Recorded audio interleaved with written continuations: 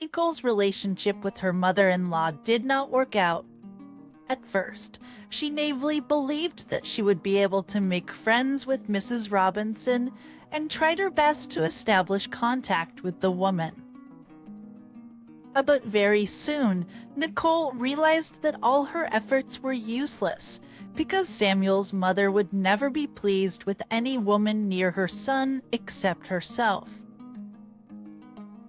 Mrs. Robinson was selfish and loved her son to the point of madness, and Nicole had to put up with that. Nicole herself grew up in a simple family. Her father was a tractor driver, and her mother worked at the post office. Nicole came to the city from a small village to get an education. In her first year of college, she met Samuel. At 18, she was already a serious girl. She knew what she wanted from life.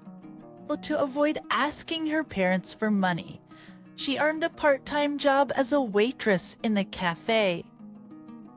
Nicole dedicated the rest of her time to her education because she knew that if she got an education, she'd be able to get back on her feet faster and live her life to the fullest. Samuel was a city boy, the only son of his mother, whom she raised alone. Spoiled by his mother's love and affection, Samuel nevertheless grew up to be a good-natured and well-mannered young man.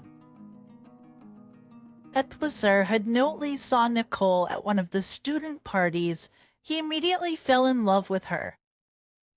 He was captivated by her modesty, proud, serious look, and self-confidence. Samuel immediately realized that such a girl should not be missed, and immediately began to act. At first, Nicole tried to keep Samuel at a distance, but then, realizing that he was serious, she could no longer resist his advances. At Terry de Culnance, they began dating and everything was fine until Samuel introduced Nicole to his mother. Of course, he was sure that his mother would not be thrilled by this news, because she was used to the fact that her son belonged only to her, but he still hoped that she would be able to appreciate Nicole properly, and if at the first meeting Mrs. Robinson did not show openly her attitude for Nicole, everything changed when he told her that he was going to marry her. "Samuel, have you lost your mind?" exclaimed his mother indignantly. "You have to take your choice of wife seriously. Mother, Nicole is a wonderful, decent girl and I love her. What about Monica? For don't you care about my opinion? Her mother and I have dreamed all these years that you two would finally be together. Mom, Monica and I are childhood friends. Childhood friends? You may have something planned, but I'll figure out my personal life without you." You don't care about your mother's opinion. I've devoted my whole life to you. And now, in gratitude, you're going to bring some commoner into my house. Do you even know who her parents are? No, son, that's not the bride I raised you for. Mrs. Robinson realized it was time to bring her main weapon into play, and squeezing out a tear, declared, "You don't care about your mother's opinion?" She dropped her head in her hands and shook silently, imitating violent sobs. So he stood up and headed for the exit, turning around and said that he would marry Nicole anyway, and she would have to accept her if she wanted to be a part of his life.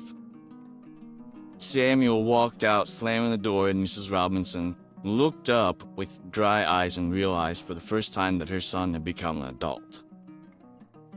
The woman sighed and realized that she would have to put up with it. When the wedding day came, Mrs. Robinson went into her son's room and seeing her handsome boy in his wedding suit, she couldn't help herself and tried again to talk to him. Son, don't swear, but listen to your mother for the last time. Just be careful.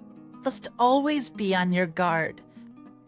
All these country girls are so sly. You can't even look back before you lose your apartment and money, or she cheats on you. You can expect anything from them. The trails that used to surviving. Do you understand me? Mom, that's enough. I have to go. The woman I love is waiting for me. Mrs. Robinson had to put up with it again. It seems the whole time the marriage ceremony was going on, she sat with her lips pressed together, not uttering a word for the rest of the evening. After the wedding, the young couple began to live their lives, and Mrs. Robinson still couldn't calm down. Every time she came to their house, she tried to make a remark to Nicole, but she paid no attention, understanding that in this battle there would be no winners. Emil saw all that and was grateful to his wife for her wisdom and patience. The years had passed, but Mrs. Robinson still couldn't accept the fact that her son had chosen a wife against her will. Finally, she found what she thought was a good argument to change Samuel's mind. There was a good reason to pick on Nicole. One day, choosing a time when her daughter-in-law was not at home, she came to Samuel to have a serious talk. Look, son, it's been so long and you still don't have any children. Do you realize that this is not normal? Your Nicole must be infertile or just doesn't want kids. Mom, don't start again. We just want to live for ourselves for now. Ah, well, you know better than me. I was just asking. Mrs. Robinson hastened to end the conversation. Thinking from now on, she decided to act cunningly and not stir up conflict with her son, but the idea that her daughter-in-law didn't want children was firmly lodged in her mind. She began to have trouble sleeping at night, even losing weight trying to figure out how to solve the problem. And then one day, lingering at her friend Ruby's house, Mrs. Robinson told her about her trouble. All is that trouble? Smiled Ruby. If your daughter-in-law's health is all right, we'll solve it quickly. I know a herb. You will put it in her tea. But tomorrow I'll ask my aunt the name because I forget. The very next day, Mrs. Robinson went to visit her son. At that moment, Ruby caught her and Mrs. Robinson locked herself in the kitchen so that her daughter-in-law would not hear the conversation. Nicole thought it was strange, and suspecting something amiss, went to the door to overhear the conversation. Are you sure she'll get pregnant if I put this herb in her tea? Whispered Mrs. Robinson quietly. Yes, it's been tested on my relatives more than once. It increases the general vitality, awakens sexuality, and most importantly, it is absolutely safe, explained Ruby. Nicole immediately understood what her mother-in-law was up to, and she was glad she could find out about her plans. When Mrs. Robinson told her that she had signed up at a fitness club near their house and would now come to their house every day for tea, she was not even surprised.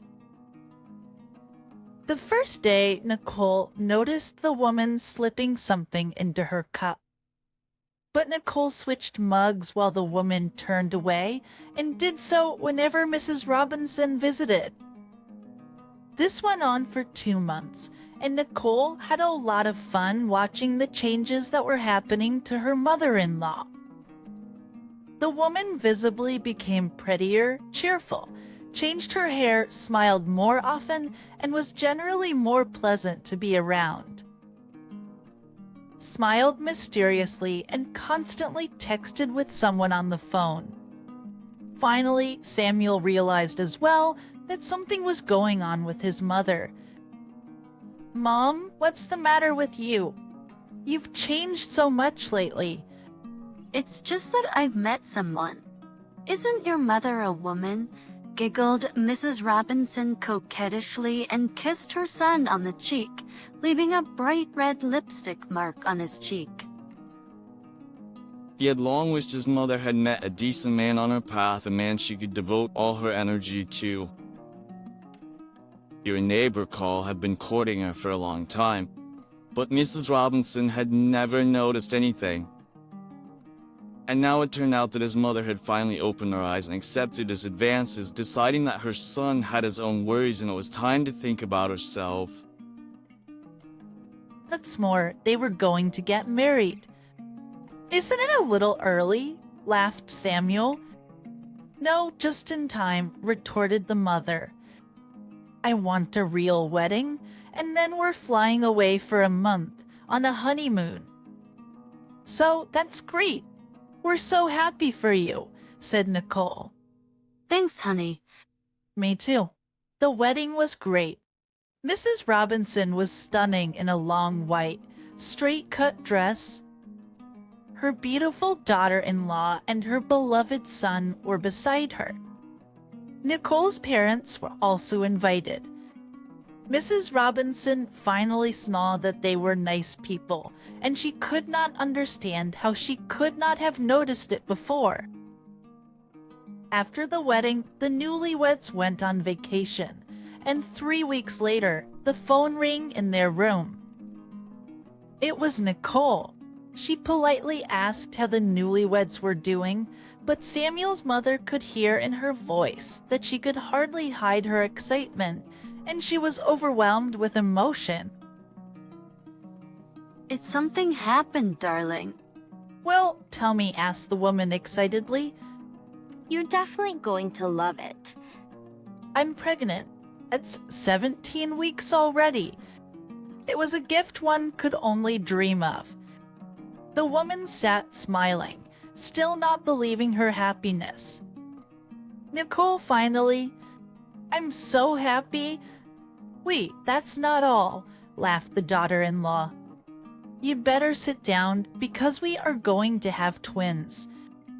Samuel's mother was overcome with a flurry of emotion, and she raised her eyes to the sky, thanking the Lord for such a miracle. Nicole gave birth to absolutely healthy boys. Grandparents were constantly arguing about whose turn it was to hold their grandchildren and who they looked more like.